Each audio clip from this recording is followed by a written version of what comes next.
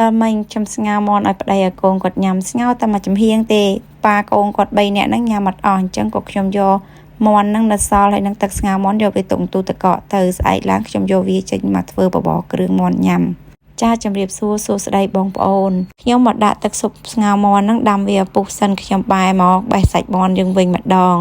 ខ្ញុំបេះសាច់មាន់រួចរាល់អស់ហើយទឹកស៊ុបហ្នឹងវាពុះហើយខ្ញុំក៏ដាក់ឲ្យប៊ីយើហឺផ្សិតហើយនឹងខ្ញីហ្នឹងចូលទៅដាក់ផ្សិតតែអីរួចរាល់អស់ហើយខ្ញុំក៏ចាក់សាច់មាន់ហ្នឹងចូលទៅតែម្ដង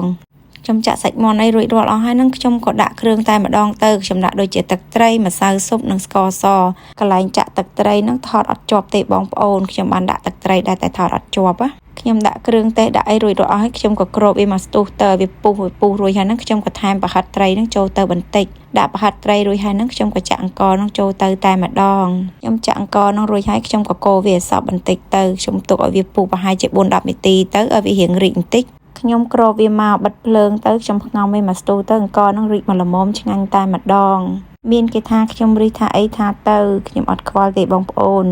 សាច់មាន់ខ្ញុំនៅសល់ទឹកស៊ុបខ្ញុំនៅសល់អញ្ចឹងគឺខ្ញុំយកវាមកធ្វើបបរញ៉ាំចឹងឯងពេលខ្លះទឹកស្ងោរមាន់អីហ្នឹងខ្ញុំមិនដែរចោលទេឲ្យតែមានស្ងោរមាន់អញ្ចឹងគឺខ្ញុំយកវាមកធ្វើទឹកស្លឬក៏មិនអញ្ចឹងទេខ្ញុំទុកធ្វើបបរគ្រឿងញ៉ាំហើយទឹកស្ងោរមាន់យកមកធ្វើបបរធ្វើអីគឺថាជាតិណាស់ធ្វើទឹកស៊ុបអីហ្នឹងក៏ត្រូវហើយយើងជាស្ត្រីមេផ្ទះបើយើងចេះច្នៃជាអីទៅយើងដឹងតែសល់ហើយបងប្អូនមិនសល់ច្រើនក៏យើងសល់តិចតួចដែរអាចទិញ